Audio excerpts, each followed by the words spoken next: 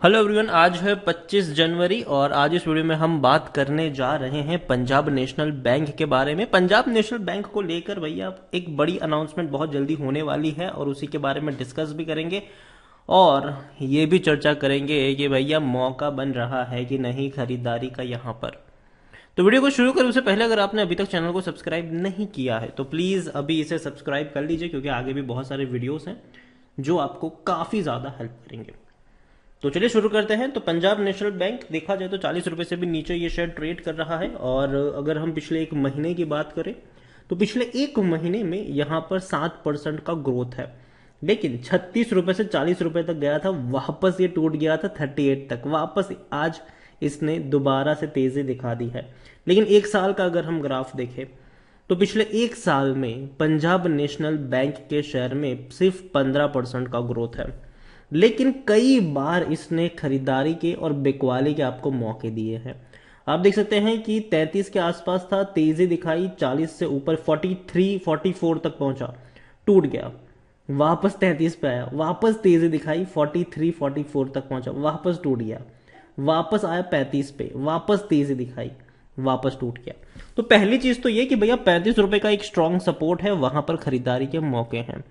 और 40 से 40 टू 45 के बीच में, 40 से 45 रुपए के बीच में हम कह सकते हैं कि एक रेजिस्टेंस बैठा है खास करके 43 44 रुपीज पर, जो इसको नीचे की तरफ ड्रैग करता है। तो पहली चीज खरीदारी के जो बढ़िया मौके हैं वो 35 रुपए के आसपास है। आप 35 36 37 रुपीज का भी रेशियो मान के चल सकते हैं। Punjab national bank large cap share है, 42,000 करोड़ से भी ज्यादा का इसका मार्केट कैप है। वॉल्यूम बहुत ज्यादा हाई है, 5.5 करोड़ जितने इसके वॉल्यूम्स है। बड़ी क्वांटिटी में इसके शेयर देखो ट्रेड तो हो रहे हैं। प्रमोटर के पास 73.15% की होल्डिंग है। प्रमोटर कौन है? सरकार है, यहाँ पर गवर्नमेंट बैंक है ये। 1.19% की होल्डिंग एफआईएल्स, भैया बहुत बड़ी बिकवाली एफआईएल्स वालों ने करी है। दिसंबर क्वार्टर में आधी होल्डिंग बेच दी। 2.21% की होल्डिंग थी, अब 1.19 पे आ चुकी है। लेकिन म्यूचुअल फंड्स खरीद रहे हैं, 2.45% की होल्डिंग 2.87% है। इंश्योरेंस कंपनी के पास 8.70% की होल्डिंग देखने को मिली, जिसमें से एलआईसी भैया बहुत बड़ी होल्डिंग लेकर वो भी बैठे हैं। 8.34% की होल्डिंग एलआईसी के पास है। प्रमोटर का एक भी शेयर गिरवी नहीं है। जनरली जो भी सरकारी कंपनी होती है और सरकार जिसमें प्रमोटर है भैया, तो जाहिर सी बात है शेयर एक भी गिरवी होगा नहीं। यहां पर बात करें हम पंजाब नेशनल बैंक के बारे में तो सिर्फ 4% लोग ही है जो बेचने की बात कर रहे हैं according to Moneycontrol user. बाकी हर कोई खरीदने की और खरीदारी करी है तो बने रहने की बात यहां पर कर रहा है। पंजाब नेशनल बैंक में रेवेन्यू में बढ़िया उछाल आया है 2021 में और प्रॉफिट में भी। देखो पंजाब नेशनल बैंक में 2021 में बहुत ही बढ़िया इन्होंने प्रॉफिट कमाया है, जो कि मुझे लगता है कि बहुत ही अच्छी बात है। हर क्वार्टर में इन्होंने 500 करोड़ रुपए के आसपास का रेवेन्यू कमाया है। लेकिन 2022 में ये 4,000 करोड़ तक का रेवेन्यू कमा सकते हैं, प्रॉफिट कमा सकते हैं। रीजन ये है कि पहले क्वार्टर में इन्होंने, अगेन मैं कह दूं, काफी लोग ये बोलना शुरू करें कि 2022 तो अभी शुरू हुआ है, कहां से इनके 2 क्वार्टर के रिजल्ट्स आ गए। अगेन हम फाइनेंशियल ईयर की बात कर रहे हैं। तो जो पहला क्वार्टर था जून का, उसमें ऑलरेडी इस बैंक ने 1,000 करोड़ से भी ज्यादा का प्रॉफिट कमाया है। दूसरे क्वार्टर में 1,100 करोड़ का इनका प्रॉफिट है। तो दोनों ही क्वार्टर में ऑलरेडी 2,000 करोड़ से भी ज्यादा का मुनाफा कमा लिया इन्होंने। और इवन जो अभी रिपोर्ट सामने आ रही है वो ये है कि क्वार्टर 3 में भी कंपनी 1,000 करोड़ का प्रॉफिट कर सकती है। बैंक जो है वो 1,000 करोड़ का प्रॉफिट कर सकती है। अब नतीजे इनके कब आने वाले हैं? 27 जनवरी को, 2 दिन बाद इनके नतीजे हैं। और 2 दिन बाद 27 जनवरी की तारीख है, उसको याद रखना जरूरी है, क्योंकि भैया नतीजे जैसे ही आएंगे डेफिनेटली शेयर उस हिसाब से रिएक्ट करेगा। अगर 1,000 करोड़ के आसपास का इन्होंने प्रॉफिट कमाया, एक्चुअली 1,000 करोड़ से ऊपर का प्रॉफिट कमाया, तो शेयर जो है वो उतनी बड़ी कोई तेजी नहीं दिखाएगा। रीजन ये है कि ऑलरेडी एक्सपेक्टेड है इतना, ठीक है। अगर उससे कई ज्यादा आ गया तो तेजी दिखा देगा। लेकिन अगर प्रॉफिट नहीं कमा पाए, 1,000 करोड़ से नीचे का प्रॉफिट कमाया, तो जाहिर सी बात है थोड़ा सा, ज्यादा नहीं, थोड़ा सा ये नीचे की तरफ ड्रैग हो सकता है। और अगेन मैं कह रहा हूं, मुझे 35 रुपए का लेवल पंजाब नेशनल बैंक में पसंद आता है खरीदारी के लिए। और अगेन मैं लॉन्ग टर्म में यहां पर अपना पैसा कभी भी नहीं फंसाने वाला हूं मैं हमेशा इसको शॉर्ट टर्म के लिए ही प्रीफर करूंगा। 35 पे खरीदो और 42 43 के बीच में बेचो और भाग जाओ यहां से। तो ये मेरी सिंपल स्ट्रेटेजी है पंजाब नेशनल बैंक को लेकर। कई सारे मौके यहाँ पर मिलते हैं स्विंग ट्रेडिंग के। 3 साल का अगर हम ग्राफ देखेंगे तो भैया कंपनी ने लॉस ही लॉस करवाया है, भयंकर गिरावट आई है यहाँ पर, और अभी भी ये रिकवर नहीं हो पाया है।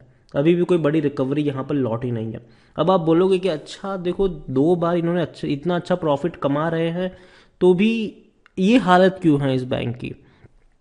तो रीज़न ये है कि इनके ऊपर एनपीएस बहुत ज़्यादा है, नॉन परफॉर्मिंग एसेट्स जो है वो बहुत ज़्यादा है। पंजाब सबसे हाईएस्ट में पंजाब नेशनल बैंक आता है इवन नॉन परफॉर्मिंग एसेट्स में। तो ये इनकी सबसे बड़ी दिक्कत है। यहाँ पर अगर हम बात करें तो सस्ता है ये शेयर, देखो खरीदने का सही मौका है, और इवन पी रेशो सिर्फ 16 का है इसका, और सेक्टर पी 26 से 27 का है। तो सस्ता है ये शेयर, लेकिन फिर भी बहुत ज़्यादा लोग आपको खरीदारी करने की सलाह नहीं देंगे। 18% एनालिस्ट आपको खरीदारी करने की सलाह यहाँ पर दे रहे हैं। देखो पंजाब नेशनल बैंक को लेकर मेरा एक ही रवैया है, एक ही एडवाइस रहेगा।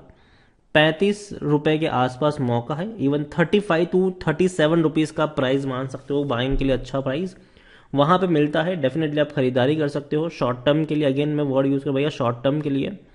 और जैसे ही शेयर आपको 40 टू 43 के बीच में ट्रेड करता देखने को मिल जाए तो वो एक लेवल होगा प्रॉफिट लेकर वहाँ से भागने का।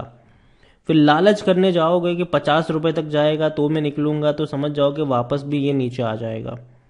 और हाँ, मुझे लगता है कि लॉन्ग टर्म में डेफिनेटली ये बैंक अच्छा रिकवरी दिखा सकता है। अभी शॉर्ट टर्म में ये इस रेंज में फंसा है, 35 रुपए से लेकर 45 के रेंज में ये फंसा ज़रूर है शॉर्ट टर्म में, और मुझे लगता है कि अभी भी लंबे समय तक ये फंसा रह सकता है। लेकिन जिस दिन इस रेंज को तोड़ेगा तेज़ी दिखाना शुरू करेगा ये, इसमें भी कोई शक की बात नहीं। क्योंकि देखो इनके जो फंडामेंटल्स है वो धीरे धीरे इंप्रूव हो रहे हैं बैंक के, धीरे धीरे बैंक अच्छा प्रॉफिट कमा रहा है, और इसी रफ्तार से अगर आगे बढ़ते रहे तो और बेहतर प्रॉफिट्स भी आपको देखने को मिल सकते हैं फ्यूचर में यहाँ पर।